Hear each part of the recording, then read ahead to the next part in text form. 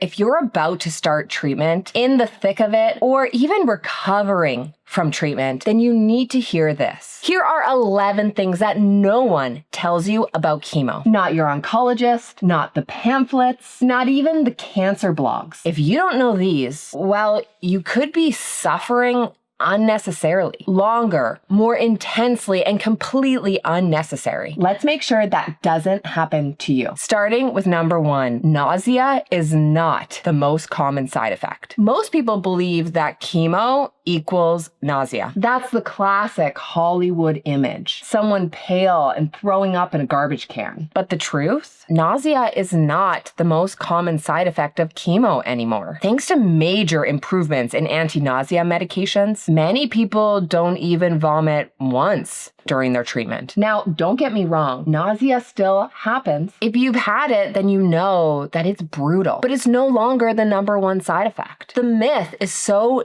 deeply embedded. People often go into chemo hyper-focused on nausea, only to be blindsided by the real challenges. It creates fear around the wrong symptoms. So what are the most common symptoms of cancer treatment? And that brings us to number 2. Exhaustion is the number 1 side effect. Complete and total fatigue. That's what hits people the hardest. 80 to 100% of people experience exhaustion because of their cancer treatment. This is a deep bone level tiredness. It's so much more than just being tired. It's like you're pulling a refrigerator behind you with every step. And it doesn't stop once treatment ends. Women come to me for support inside the Cancer Freedom Program to help them with exhaustion. And they've been navigating these challenges for 2, 3, even 5 years after chemo. And if you need support eliminating your cancer side effects and helping you stay cancer-free for life, then click the link below to apply to work with me inside the Cancer Freedom Program. This is where we help cancer survivors and thrivers go from completely exhausted and anxious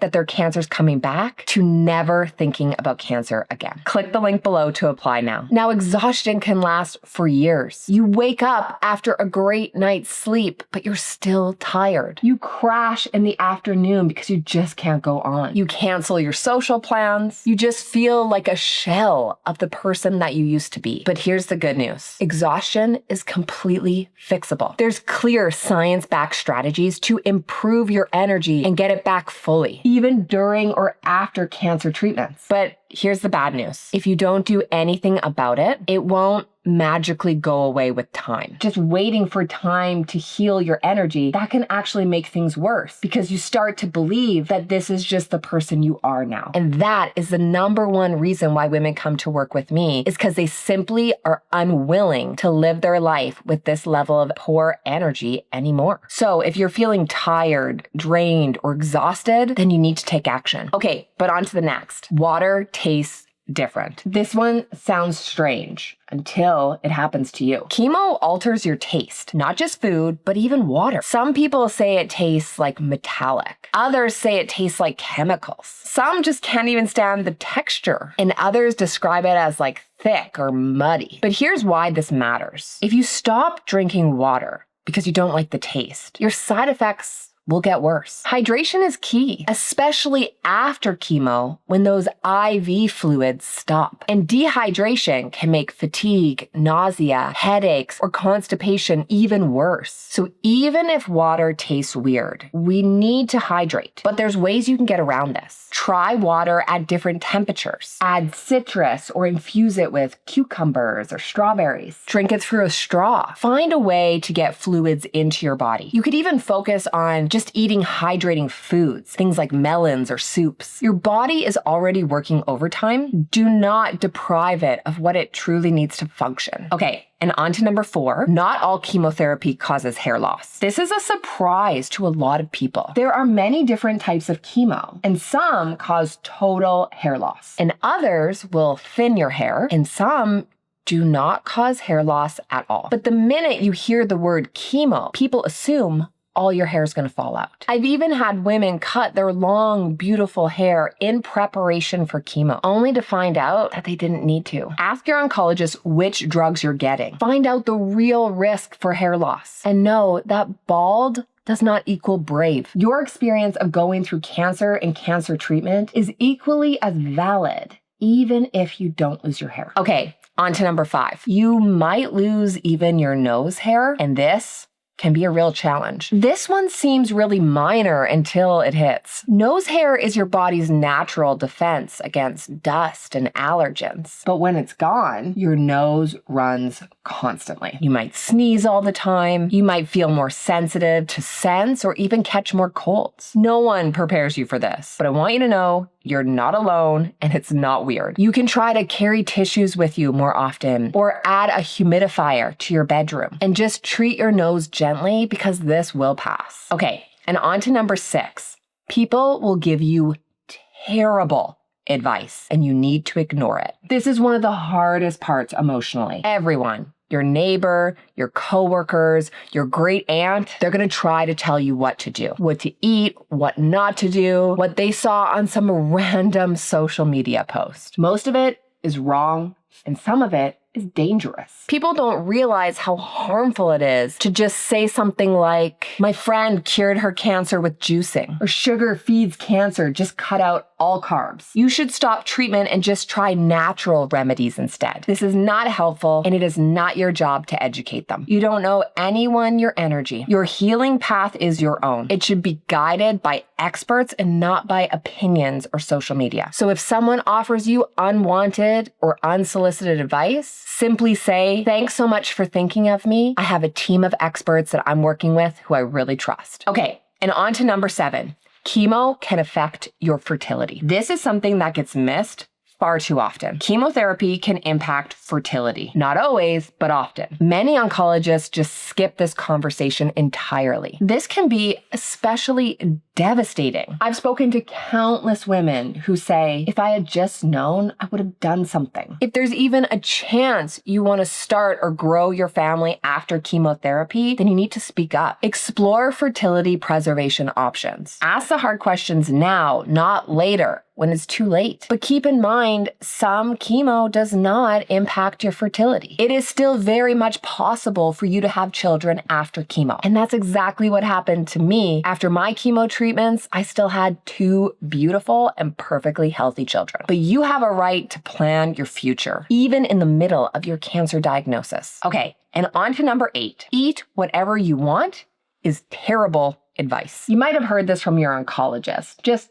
eat whatever you want. This advice makes sense decades ago when people were nauseated and vomiting all throughout their treatment. But today, this doesn't make any sense at all. How you fuel your body during cancer and cancer treatment greatly impacts the side effects you experience and how you respond to your treatment. To think that your food has no impact on your cancer diagnosis or how you feel is completely irrational. You know this just from simple personal experience. If you sit down one night and eat a bunch of cheeseburgers, french fries, and gravy, you feel terrible the next day. That compounds the side effects of chemo. Now, I'm not saying that you're going to sit down and eat cheeseburgers and french fries. That's an extreme, but it shows that your food has an impact. We also know that most women actually gain weight during their cancer treatment. They don't lose weight. But if you gain weight or you're at an unhealthy body weight, this can actually increase your risk of a cancer recurrence. This isn't just about vanity, it's also about your health. Your body is fighting. It needs the right fuel. Not just any fuel, the right fuel. Lean protein, antioxidant-rich vegetables and fruit, whole foods. Okay.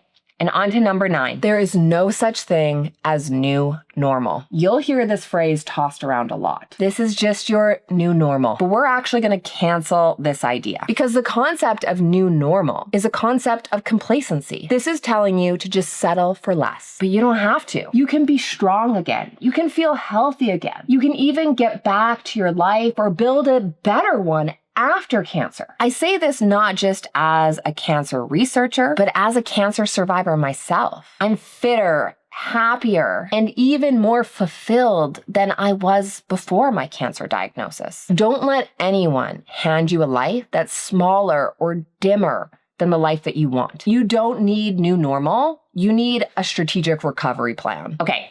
And on to number 10. Chemo can ruin your fingernails. This one is often highly visible and very frustrating. Your nails can become very brittle. They might be discolored, they might turn blue or black. Some women even have their nails fall off completely. And it's not just cosmetic. Really hurts. Doing simple tasks like buttoning up a shirt or typing on a keyboard, they are suddenly very painful. Now, some women do find that icing their fingertips, so putting them on ice packs during chemotherapy helps. And other women have said that if they keep their nails painted during chemo, it helped as well. But here's what truly matters. If this is happening to you, you are so not alone. And yes, they absolutely do grow back. Okay, but on to the next. Neuropathy can happen, but there is help. Now, this one deserves its own video, and I'm actually gonna link that up for you next. Neuropathy is nerve damage from chemo. It feels like numbness or tingling in your fingers or toes. It's like a burning pain in your hands and feet. And the worst part, it can actually last for years. So you've got to address it. But there are proven ways to speed up that nerve healing. Start by using gentle massage on your hands or rolling your hands out over top of a tennis ball. This is a great way to start retraining your nerves to calm down. Do this and do it consistently every day, and it will help. Okay, so now you know the things about chemo that no one tells you. And here's exactly what you need to start with next. Knowledge is power and action is freedom. That's why I'm linking up this next video for you here